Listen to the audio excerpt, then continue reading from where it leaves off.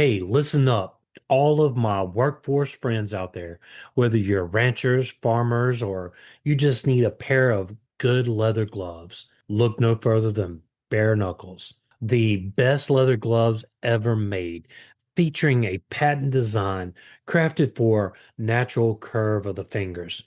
These gloves deliver a perfect fit, superior protection, and all-day comfort. Made from premium leather, right now get an exclusive 15% off, and you can find that at buybareknuckles.com. But make sure you use our code INFOGO at checkout. You can find that link in the show notes. Upgrade your hands, and remember, every purchase, well, it supports the show. So thank you. If you love unforgettable treats, you've got to try Molly B's Gourmet Cookies. These aren't your average cookies. Molly B's brings bold, artisan crafted cookies straight to your pantry. We're talking chocolate, cherry, and amaretto and be cordial. Earl Grey, lavender, white chocolate, and lemon glaze in the tea. Even maple, bacon, whiskey, and white chocolate in the Boss Man. Founded by a single mom from Alaska, Molly Bees has become a national sensation. You get 10% off any product using our code INFOGO at mollybees.com. Find the link in the show notes.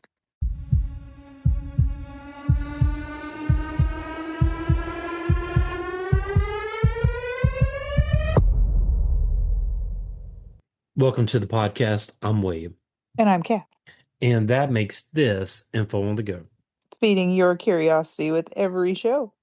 Let's picture this. It's a Tuesday morning in Toronto around June 2006. That's a very specific time.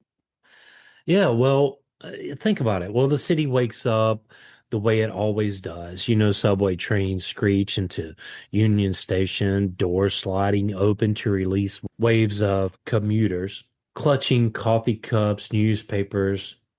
Office towers along Bay Street begin to glow from the inside. Floors, well, they're starting to light up as, accountants, traders, and whoever else is filling those office spaces. Traffic starts to thicken on the expressway.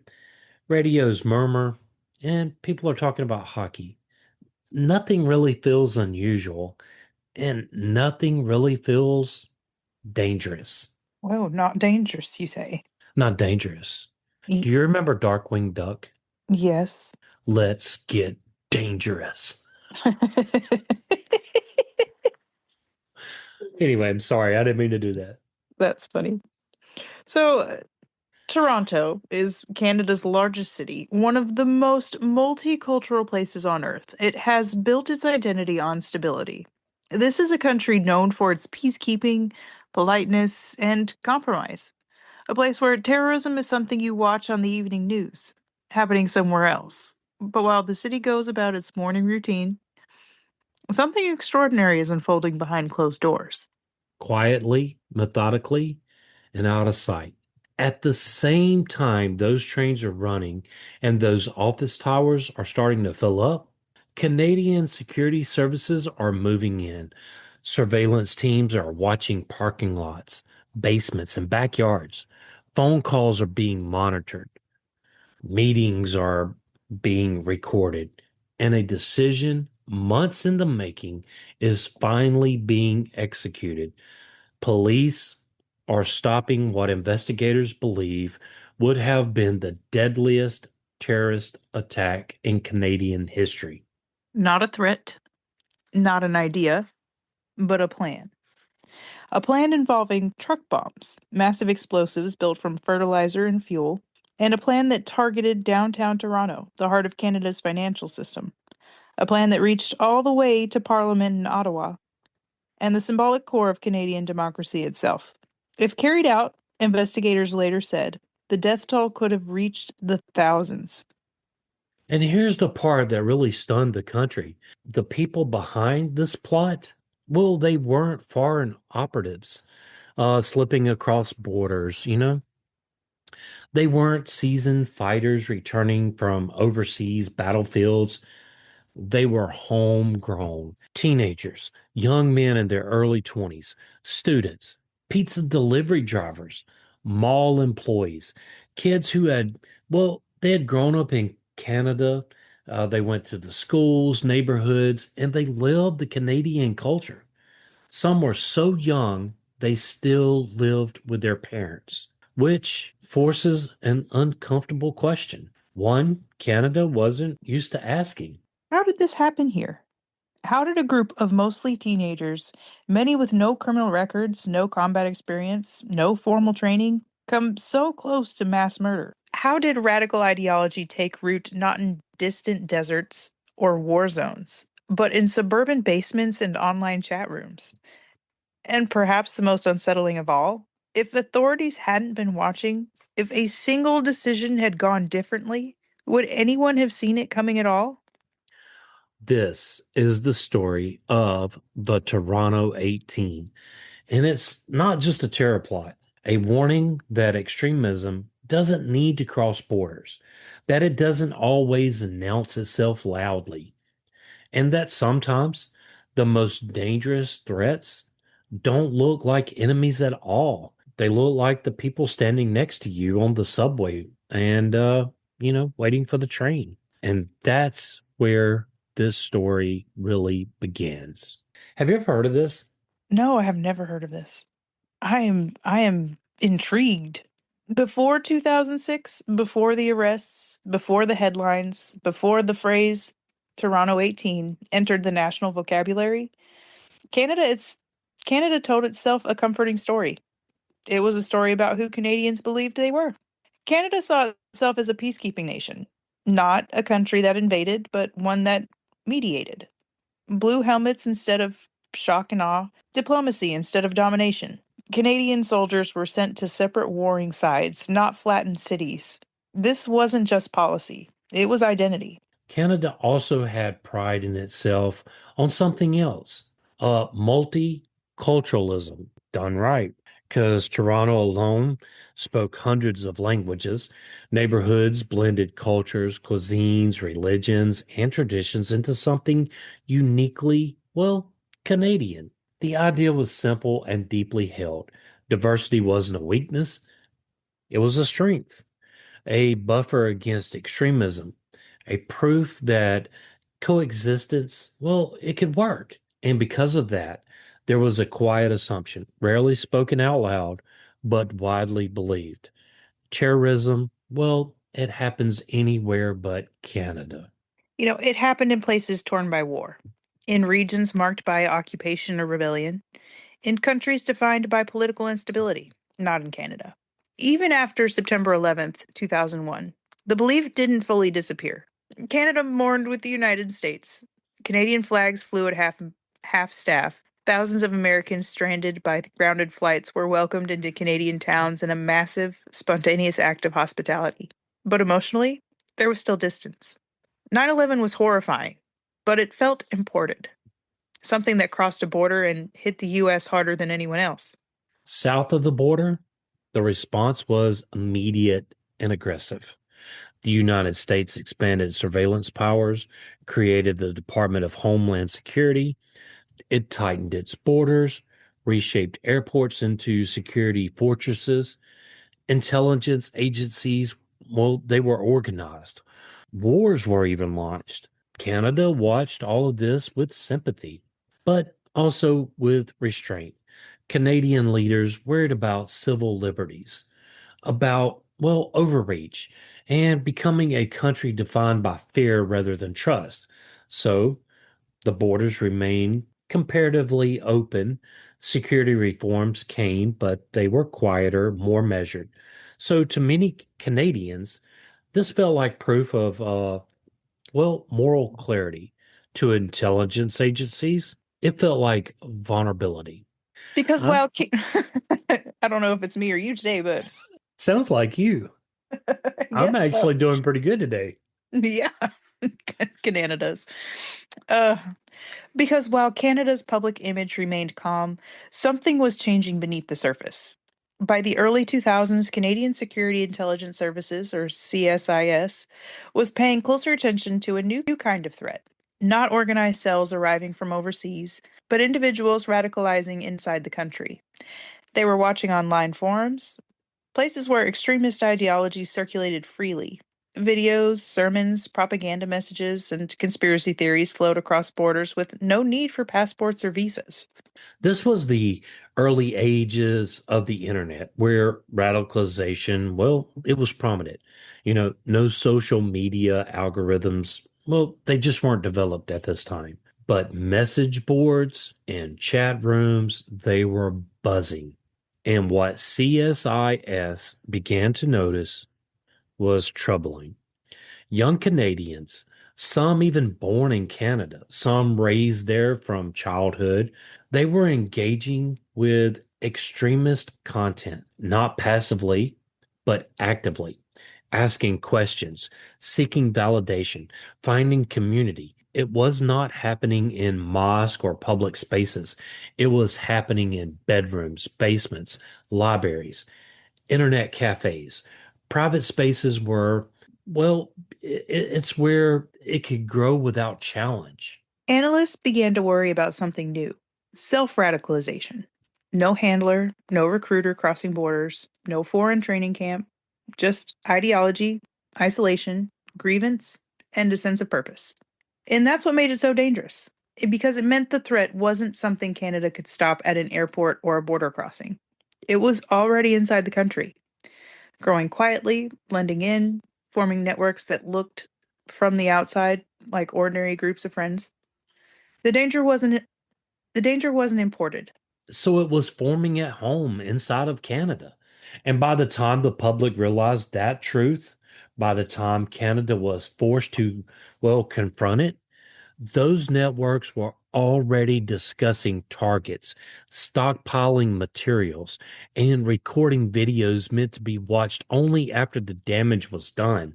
So Canada, it really didn't lose its innocence at all at once. It would be lost in pieces. And the Toronto 18, well, they would become the moment when denial finally gave way to reality. When the arrests were announced in June of 2006, Canadians expected a certain image. They expected hardened extremists, men with long criminal records, foreign accents, secret training camps, battle scars. But what they got instead was something far more unsettling: 18 individuals. Not a shadowy army, just a number. And behind that number were faces that didn't match the fear they inspired. The Toronto 18 were mostly young men, many in their late teens and early 20s, and a few still legally minors when the investigation began. Some hadn't even finished high school.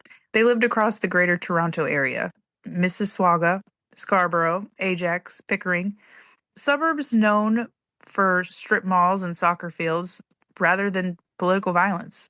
Places where kids rode bikes and parents worried about grades, not ideology. And these weren't men who stood out. No, in fact, they blended in. Some were students juggling classes and part-time work. Others held low-wage jobs, pizza delivery drivers, warehouse workers, convenience store clerks, jobs that required late hours, routine tasks, but it also allowed for long stretches of time to think. So, to neighbors and coworkers, they were forgettable in the most ordinary way, right? Polite, quiet, a little intense, maybe, but nothing that screamed danger. And maybe that's what really made this case so disturbing because these men weren't trained soldiers. Because these men weren't trained soldiers. They weren't veterans of some kind of foreign conflict.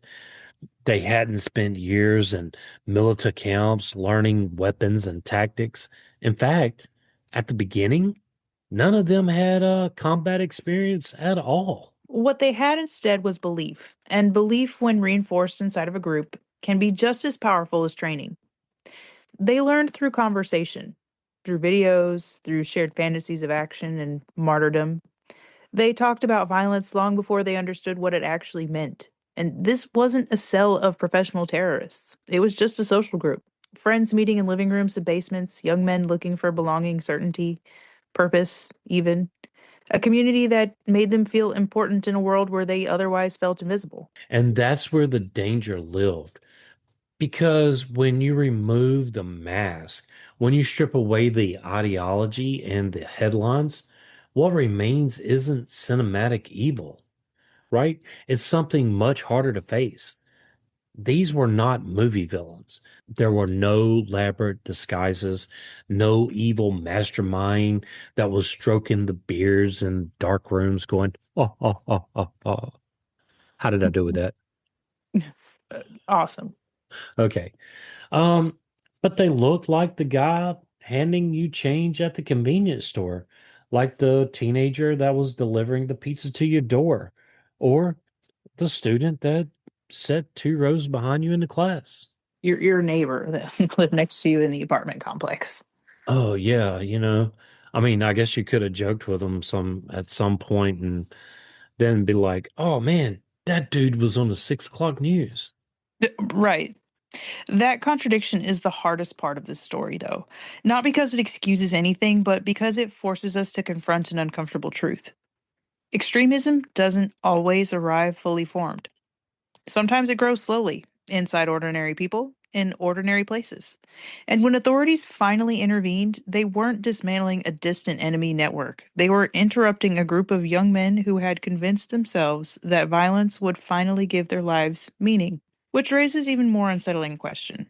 If these were ordinary faces, how many others might be walking the same path unnoticed? And that's where the story becomes less about who they were and more about how they became what they were becoming. Wow, that's pretty powerful, Kat. Yeah. But, there was no single moment when the Toronto 18 became extremists, right? There was no dramatic oath or no sudden break from reality. And no one woke up one morning going, hey, let's plan mass murder. What happened instead? Well, it was a little bit quieter and, well, far more dangerous because it began with, well, ideas.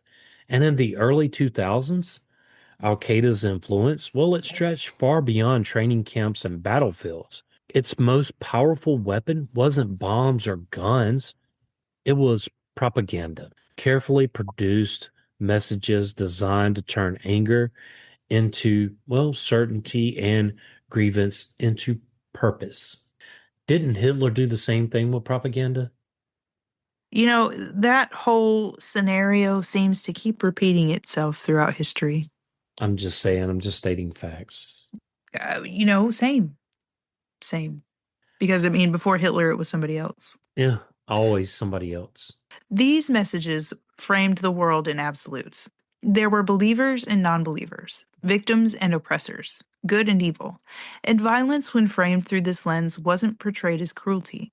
It was presented as duty, a religious obligation, a moral correction to an unjust world, which, in the grander, broader scheme of things, has happened also throughout centuries. I would agree with that too. For young men searching for meaning, that framing was powerful. It offered clarity in a confusing world, and it offered identity where there was uncertainty. And most importantly, it offered belonging. We should really do one on cults. Oof. With that statement, so the internet, well, it made all of this accessible, right? This was before mainstream social media as we know it today, anyway, because that infrastructure, well, it just wasn't there.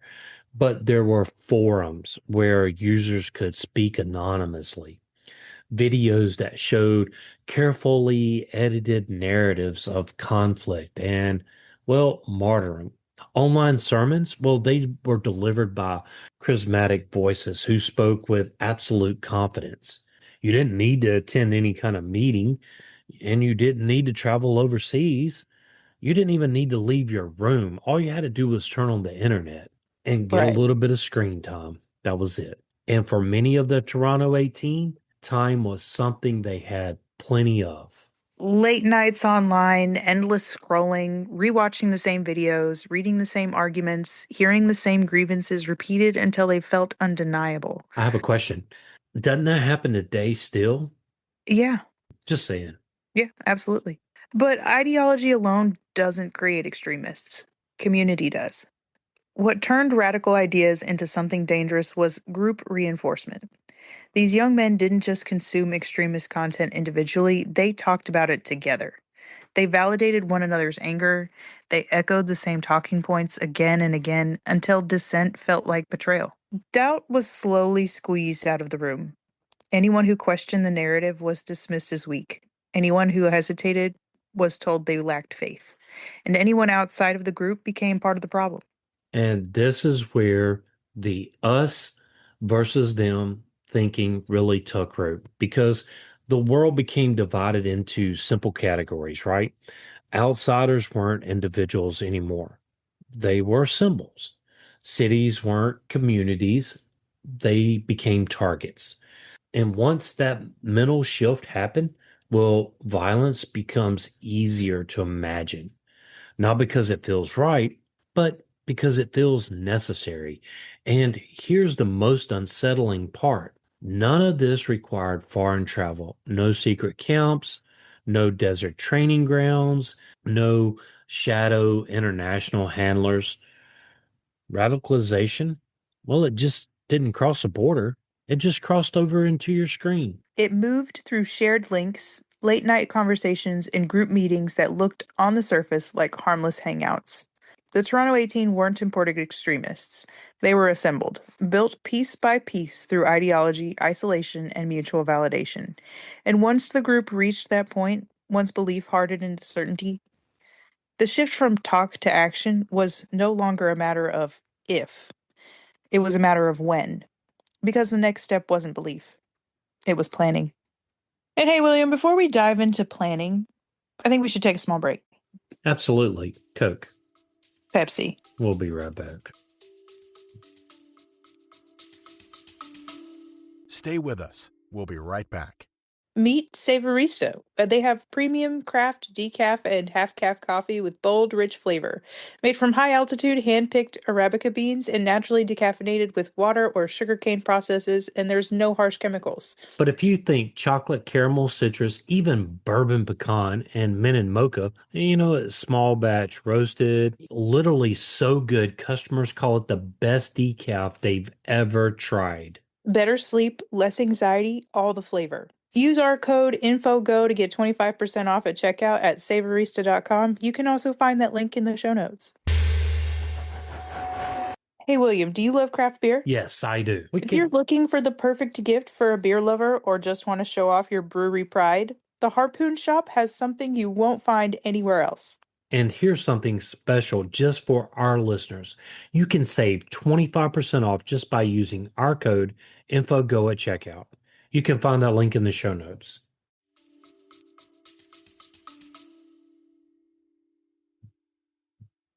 Okay, so now that we're back, for a long time, the Toronto 18 lived in a dangerous middle space, right? They talked, they fantasized, they thought of themselves as part of something historic.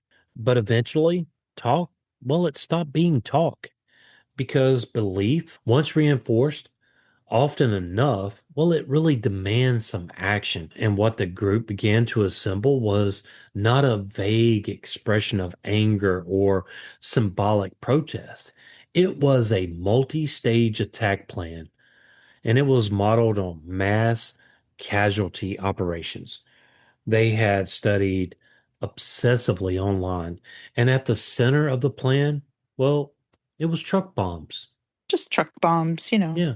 So, what truck bombs are large vehicles packed with explosives designed not just to kill, but to overwhelm emergency services, collapse buildings, and turn crowded urban spaces into chaos. The explosives were to be made from ammonium nitrate fertilizer, which is a substance widely used in agriculture and notoriously effective when weaponized. It wasn't exotic. It wasn't military grade. That was the point. It was accessible. The group discussed mixing fertilizer with fuel, packing it into rented trucks, and detonating it in places where the density of people would multiply the damage.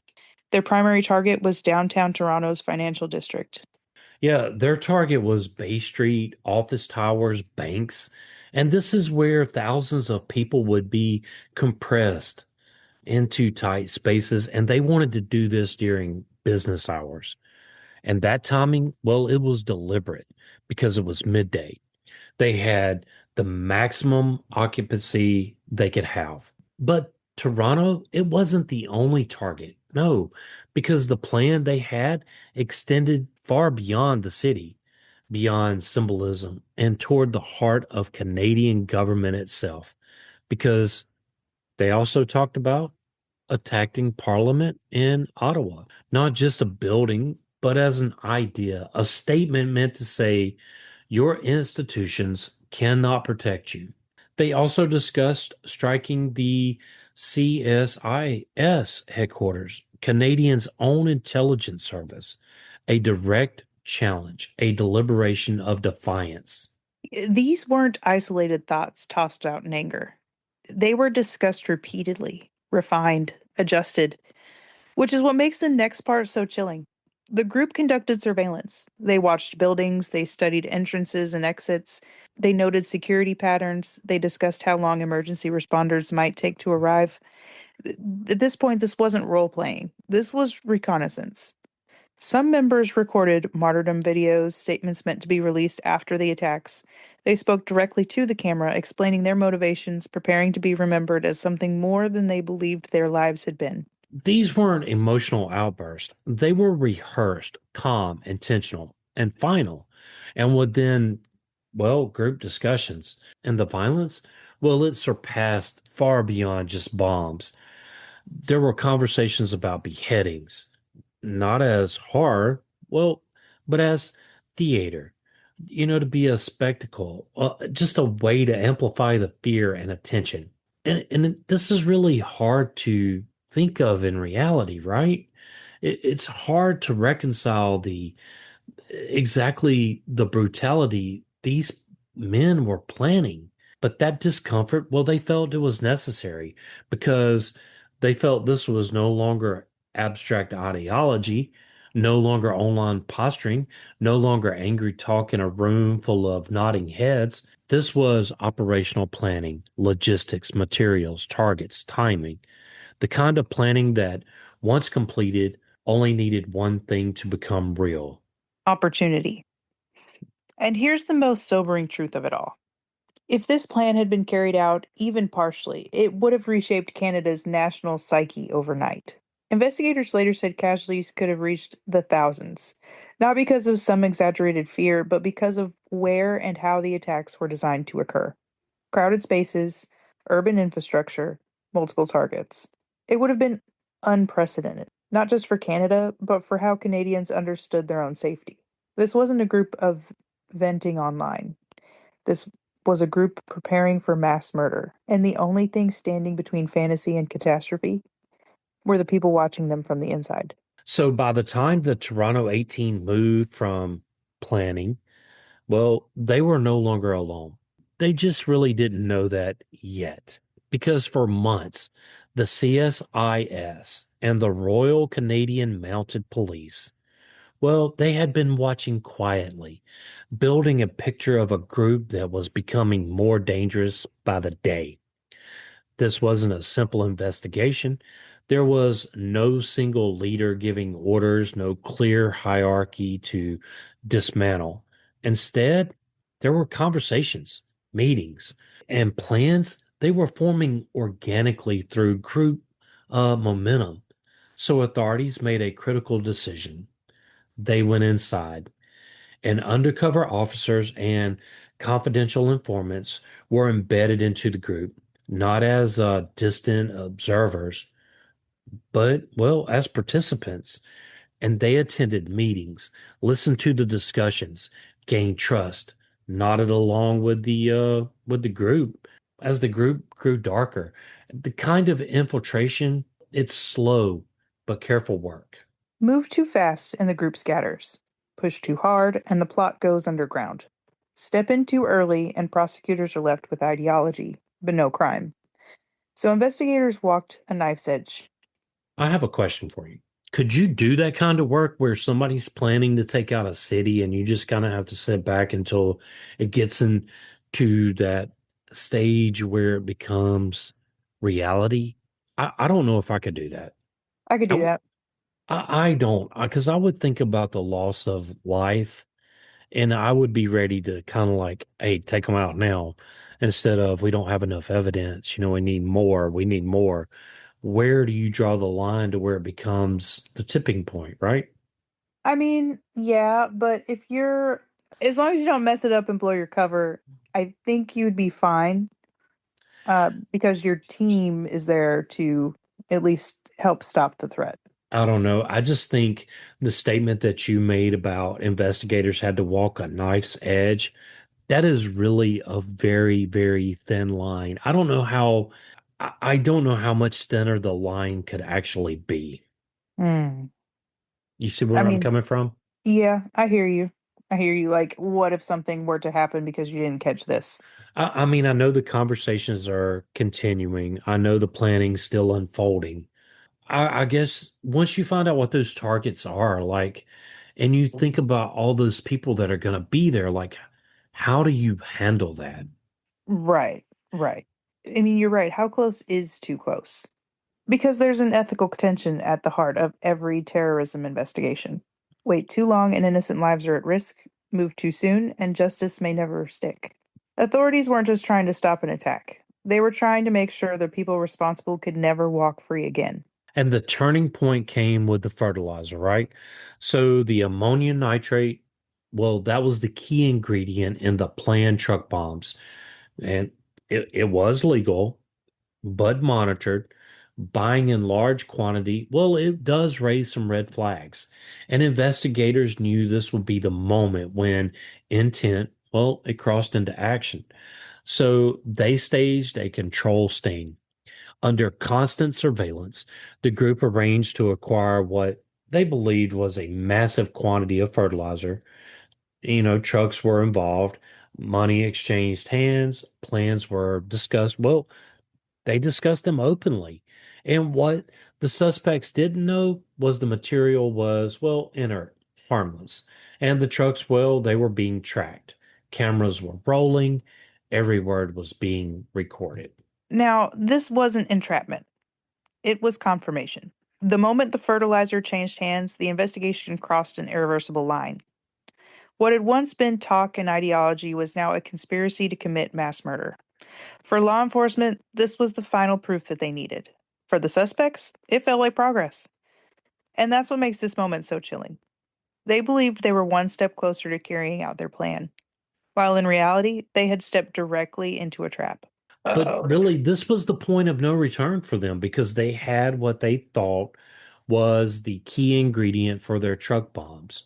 And investigators knew they couldn't allow another day to pass because not with targets already being named, not with the logistics in motion, because not with young men convincing themselves that they were ready to die. The operation shifted from observation to intervention. Arrest plans, well, they were finalized. Tactical teams, they prepared.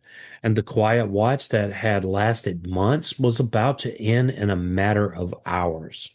And, well, the group thought they were nearing history. Instead, they were about to become history.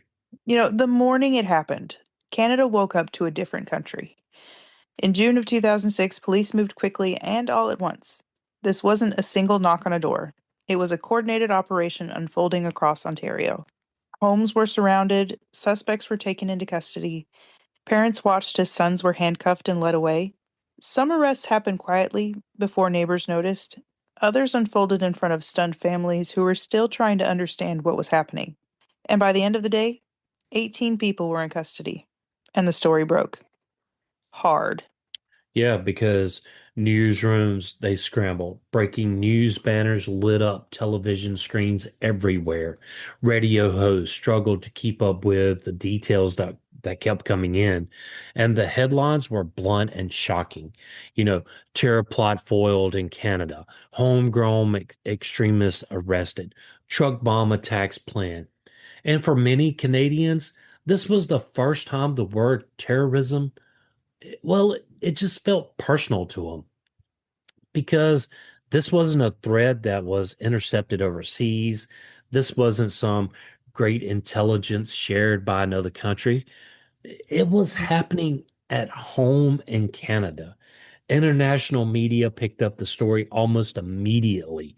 And Canada, long viewed as a peaceful center point to global conflict, it was suddenly part of the same conversation as London, Madrid, and New York. And the disbelief was almost universal. How could this happen in Canada? Who were those people? How close did we come? Public reaction came in waves. First, fear. People looked at subways differently. Office towers felt heavier, crowded spaces felt vulnerable, and then came anger. Anger that had been planned, anger that it hadn't been noticed sooner, anger that Canada's openness might have been exploited. And quickly, sometimes uncomfortably, those emotions turned into questions about immigration, security, and identity. Those questions were background checks strong enough? Was Canada too trusting? Had multiculturalism gone well too far? And those questions didn't exist in a vacuum. They landed hardest on Muslim communities across the country. Mosque leaders and community organizations, well, they moved swiftly to condemn the plot, making it clear that the ideology behind it had no place in Islam or in Canada. At the same time, there was fear of backlash, right? Fear of being unfairly associated with the actions of a few, and fear of the suspicion that would, well, replace trust. And I've got to say, you can't judge everyone on the actions of a few. That's true. You got to hold those individuals accountable. But not villainize everybody else. Yeah, yeah, that's what I'm trying to say. Thank you. Parents worried about their children being targeted at school. Communities worried about surveillance being mistaken for suspicion. Ordinary people worried that their faith or appearance might suddenly make them suspect. It was a fragile moment. Canada wasn't just reacting to a terror plot, it was reacting to the possibility that its social fabric could tear under pressure. Through it all, one realization settled in. This wasn't a near miss anymore. It was a wake up call. Yeah, because Canada, well, it can no longer afford the comfort of believing that extremism stopped at its borders. The illusion of distance, well, that was gone. And the question now wasn't whether Canada could be a target. It was whether Canada could face the reality without becoming something it didn't recognize. The arrest, well, it ended the plot, but they began something else entirely, a legal battle, a national debate, and a reckoning with how justice is pursued when fear is in the room. Stopping the plot was only the beginning.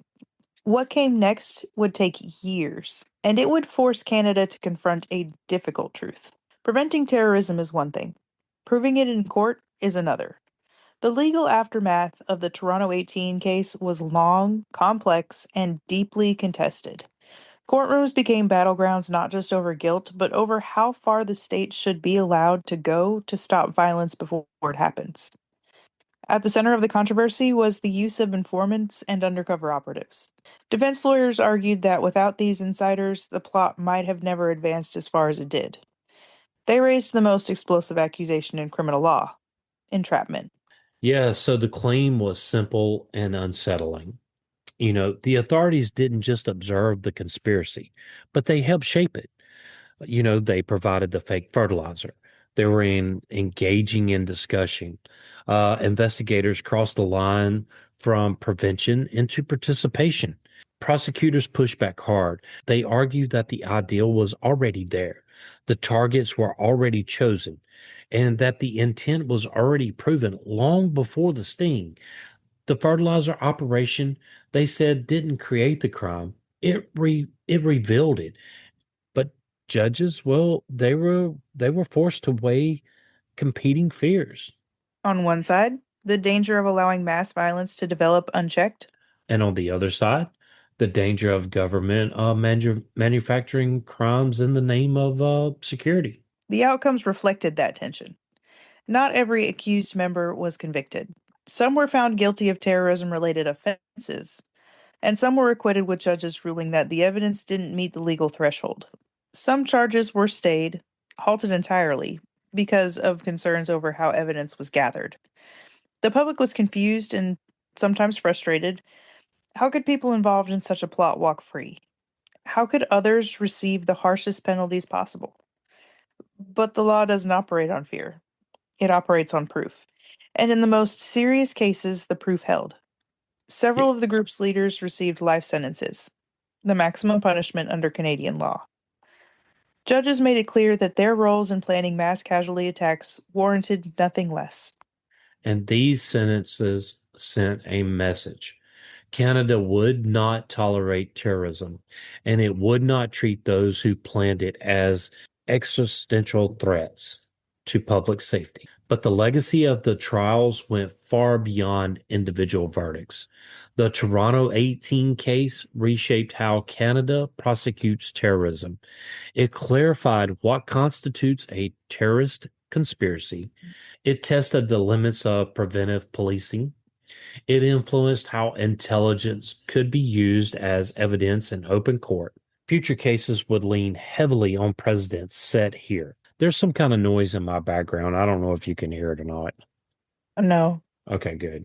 At the same time, civil liberties advocates warned that the bar had shifted, that secrecy had expanded, that surveillance powers had grown, and that the line between suspicion and guilt had blurred. Both things were true, and that's the uncomfortable reality at the heart of the story. Justice, especially in terrorism cases, is rarely clean or simple. It doesn't offer perfect endings, it doesn't satisfy everyone, and it often leaves lingering questions that never fully go away. Did authorities wait too long or not long enough? Did they stop a catastrophe or help manufacture a crime? Did the courts strike the right balance or merely the necessary one? Canada never reached total agreement. But perhaps that disagreement is the point. Because a society that wrestles openly with those questions rather than silencing them is still trying to protect more than just lives. It's trying to protect its values. And when the trials finally ended, when the verdicts were read and the courtrooms emptied, one final question remained. What did all of this change? Yeah, so when the trials ended and the headlines faded, well, Canada was left with something harder to measure than verdicts. A shift. It wasn't loud or dramatic, but it was permanent. In the wake of the Toronto 18 security policies, well, it changed quietly at first, but, Canada expanded surveillance powers, giving intelligence agencies broader authority to, well, surveil suspected extremist activity, especially online. Information sharing between agencies, well, that increased. And the walls between intelligence and law enforcement, well, they became very thinner. And new preventative arrest powers, well, that was strengthened, allowing authorities to detain individuals not for what they had done, but for what they were believed to be preparing to do. And supporters argued these measures were necessary in a world where, that was just waiting for mass casualties. Critics warned they edged dangerously close to punishing thought instead of action. Both sides understood the stakes, but regardless of where one stood, the reality was clear. Canada no longer assumed it could afford innocence. Public awareness shifted too. Before 2006, terrorism in Canada was often discussed as an external threat, something imported, intercepted, or inherited from global conflicts. But after the Toronto 18, that framing collapsed. Canadians began to understand domestic extremism. Well, it was real and it was a present danger. And it wasn't tied to one faith or one ethnicity or one neighborhood, but it was a process of radicalization. Uh, it was something to study, not just to condemn. Schools, community organizations, and law enforcement began focusing on prevention, early intervention, community engagement, and counter radicalization programs designed to disrupt pathways before it hardened. But time didn't stand still. If anything, the environment that produced the Toronto 18 has become more complex. Radicalization today is faster. Algorithms now do what forums once did, feeding people content that reinforces anger, grievance, and identity. Extremist ideologies of all kinds, religious, political, racial, find fertile ground online. The pipelines are slicker, the messaging more polished, the communities easier to find. And once again, travel isn't required. Radicalization still happens at home, on phones, in bedrooms, late at night. What the Toronto 18 taught Canada, and what still matters today, is this: terrorism doesn't always come from elsewhere. It doesn't always wear a foreign face. It doesn't always announce itself with violence first. And it doesn't always look like what we expect. Yeah, sometimes it grows quietly inside ordinary lives until, well, someone notices it or intervenes with it, or they don't. The legacy of the Toronto 18 isn't just about what was stopped. It was about what was revealed. That safety is not a permanent condition. That openness, well, it requires vigilance. The hardest threats to confront, well, they're often the ones that are the closest to home. Canada didn't lose who it was because of the Toronto 18, but it learned something vital about who it could no longer afford to pretend it was. So you had never heard of this? No, I had never heard of the Toronto 18, but like I said, I mean, I've seen the adaptations in television shows. That's the story of the Toronto 18. You can take it as you want to. I think Canada did a good job on the verdicts that they had because, they followed their legal system, right? And Right. prosecuting. So, it is what it is. But Canada, the peaceful nation, who knew? It's wild. I mean, but we also had the maple syrup heist come out of Canada. Oh yeah, I forgot about that. The Mounties. They showed up in that episode too, didn't they? I believe they did. Yes. Yeah. That's pretty much all I've got on this one. I thought this one was really interesting.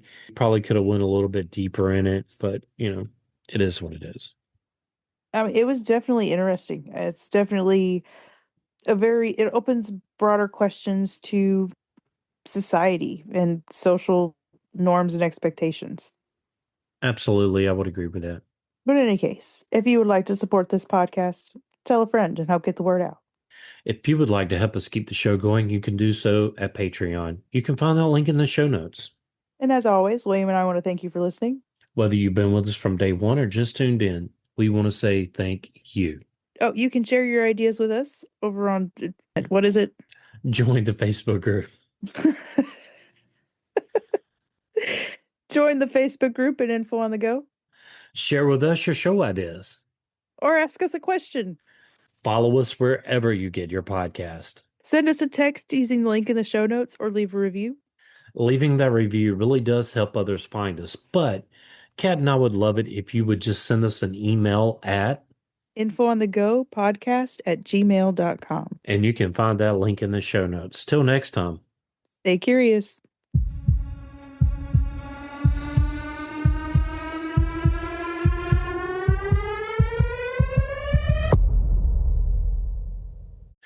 Every morning starts with a choice. Don't settle for just coffee. Rise up with strong coffee. Meet the world's strongest cup of joe. Strong isn't just a drink, it's a movement. And strong stands for striving to reach our natural greatness. Born from one simple need: to be better. They rebuilt coffee from the ground up, infusing organic coffee with collagen, protein, nootropics, and functional ingredients that fuel your body and sharpen your mind. There's no crash, no compromises, just clean energy, focus, and flavor that fires you up. Whether you're chasing kids, chasing goals, or chasing greatness, don't just wake up, rise up.